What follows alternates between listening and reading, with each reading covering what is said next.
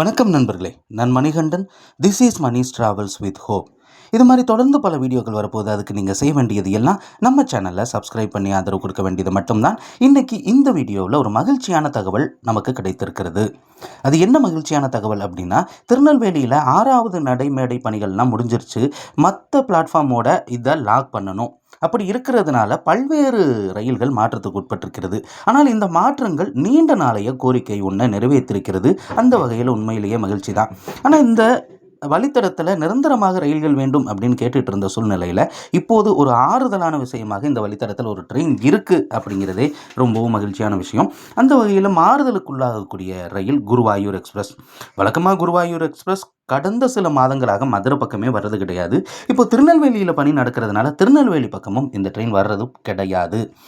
இந்த குருவாயூர் எக்ஸ்பிரஸ் ஆனது நாளைக்கு 13ஆம் தேதி, அப்புறம் 20ஆம் தேதியிலிருந்து 29ஆம் தேதி வரைக்கும் குருவாயூரிலிருந்து புறப்படக்கூடிய இந்த ரயில் திருச்சூர் வரைக்கும் வந்துடும். திருச்சூரிலிருந்து வழக்கமாக இந்த ரயிலானது எர்ணாகுளம் திருவனந்தபுரம் வழியாக நாகர்கோவில் திருநெல்வேலி வந்து அதுக்கப்புறம் சென்னை போகணும்.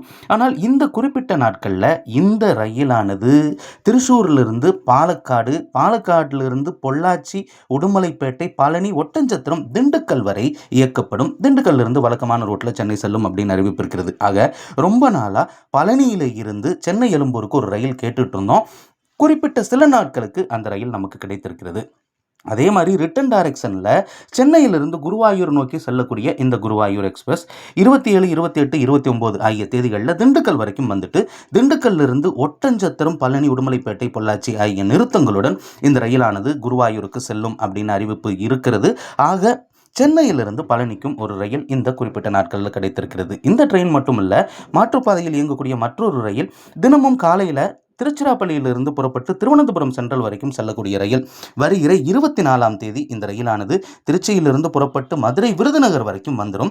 விருதுநகரிலிருந்து திருநெல்வேலி, நாகர்கோவில் டவுன் வழியாக திருவனந்தபுரம் போகாமல் இந்த ரயிலானது விருதுநகரிலிருந்து ராஜபாளையம், சங்கரன்கோவில், தென்காசி, செங்கோட்டை, தென்மலை, புனலூர் வழியாக இந்த ரயிலானது கொல்லம் போய் அங்கே இருந்து திருவனந்தபுரத்திற்கு செல்லும் அப்படின்னு அறிவிப்பு அப்படிங்கிறது இருக்கிறது.